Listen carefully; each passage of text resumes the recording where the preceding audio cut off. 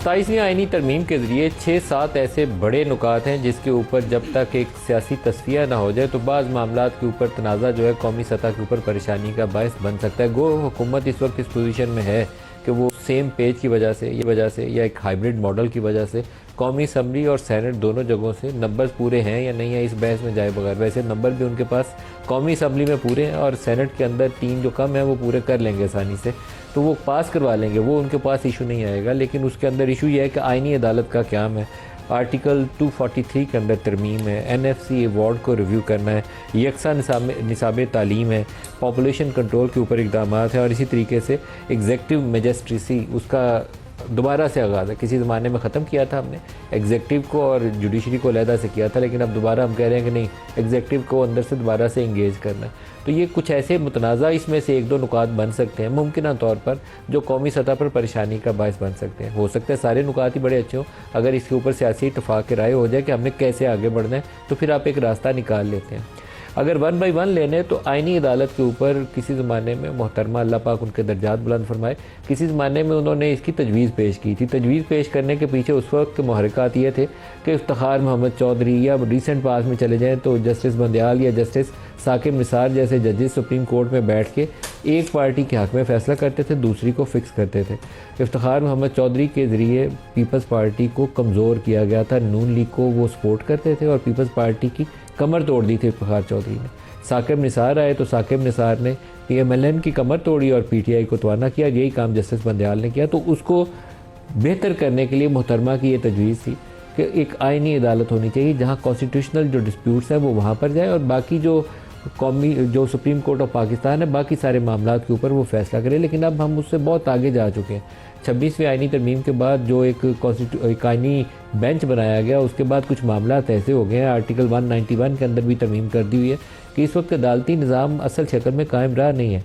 जो जुडिशरी की इंडिपेंडेंस है उसके ऊपर कोई हर्फ नहीं होना चाहिए। जजेस की तैनाती और आईनी बेंच ये जो बनाने के अंदर भी हुकूमत ने एक जो कमेटी का तस्वुर दिया उसके ऊपर हुकूमत के हमायत याफ्ता अरकान को बरतरी हासिल हो जाती है, जिस वजह से वो अपने डिसीजन मेकिंग के ऊपर हावी हो जाते हैं और अपनी पसंद का फ़ैसला कर लेते हैं।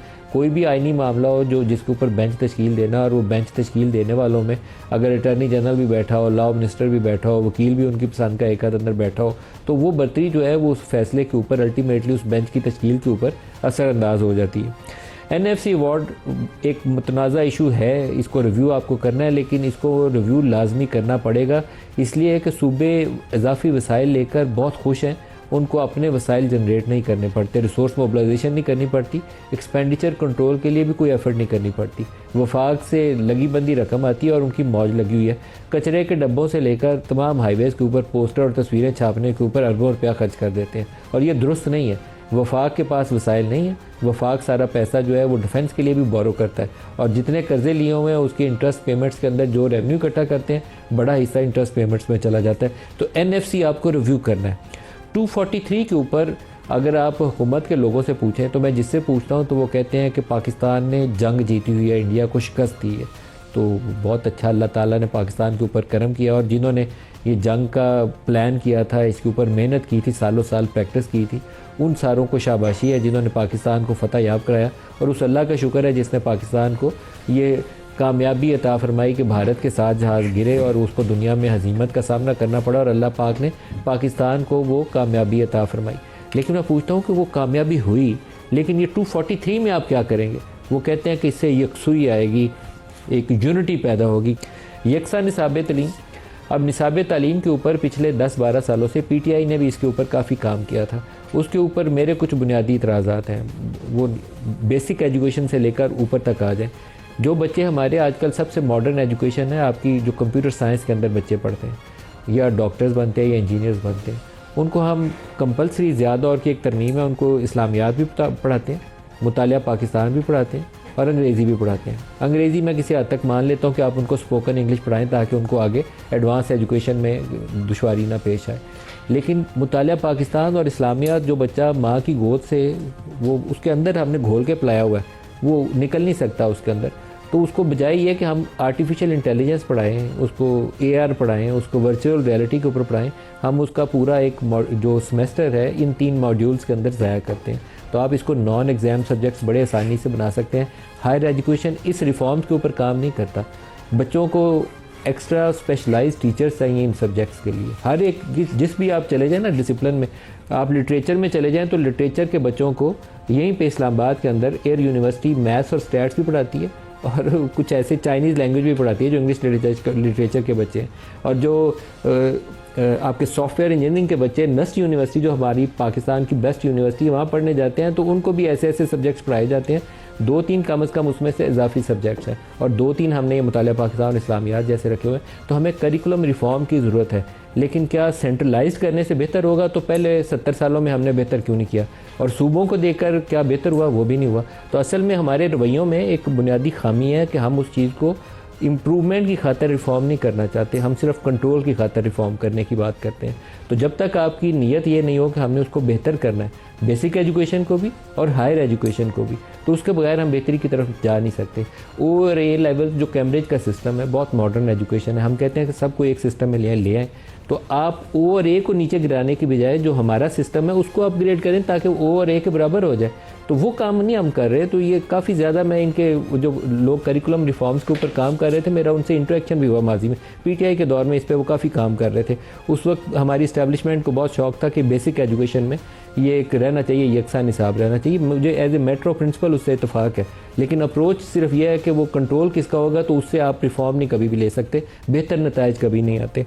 पॉपुलेशन कंट्रोल के ऊपर आ जाएं तो पॉपुलेशन कंट्रोल के ऊपर भी स्टोरी से डिफरेंट नहीं है।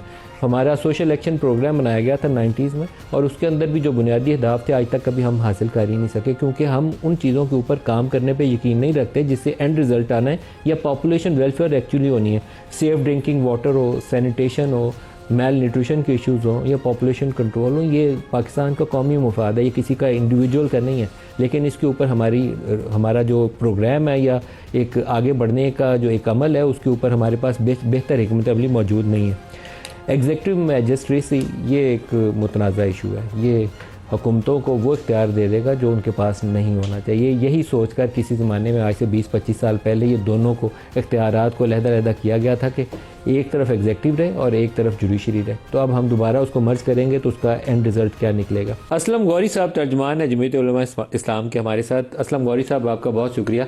सर, JUI ने 26वीं आईनी तरमीम के अंदर एक वो सेंट्रल सेक्रेटेरिएट होता है ना, वो वाला रोल अदा किया था। आपने सियासी कुफ्तों को यकजा भी किया, उसके अंदर बाज़ नापसंदीदा चीज़ें थी उसको कम भी करके, टोन डाउन करके उसको काबिल कबूल बनाया। PTI को भी साथ मशावरत में रखा। अब आपके क्या इरादे हैं सर 27वीं तरमीम के लिए? बहुत शुक्रिया नदीम मलिक साहब आपका। बात यह है कि अभी तक तो हमारे सामने कोई चीज आई नहीं है ब्लैक एंड व्हाइट में कि है क्या, मसौदा है क्या, उसके अंदर चीज क्या है। वाडा साहब ने आके आपको ब्रीफ नहीं किया सर? तो वाडा साहब ने भी, बलावल साहब ने जो ट्वीट किया उसी के तनाजर में कुछ गुफ्तगू फरमाई है, और उन्होंने कहा कि जी ये चीजें हैं, वही चीजें जो बलावल साहब ने कही हैं। क्या क्या चीजें बताई वाडा साहब ने?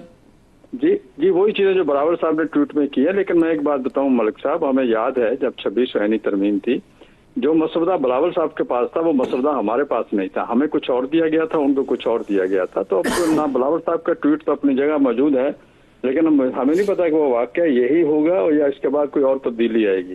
तो जब तक वो सही सूरत हमारे सामने नहीं आती ब्लैक एंड व्हाइट में, बल्कि अलबत्ता इनकी गुफ्तगू से हमने इतना अंदाजा जरूर लगाया कि जो 26वीं यानी तरमीम में चीजें हमने निकलवाई हैं उनको दोबारा कॉस्मेटिक सर्जरी करके, चेहरा तब्दील करके, थोड़ा सा उन्हीं चीजों को दोबारा घुमा फिरा के लाने की कोशिश की जा रही है।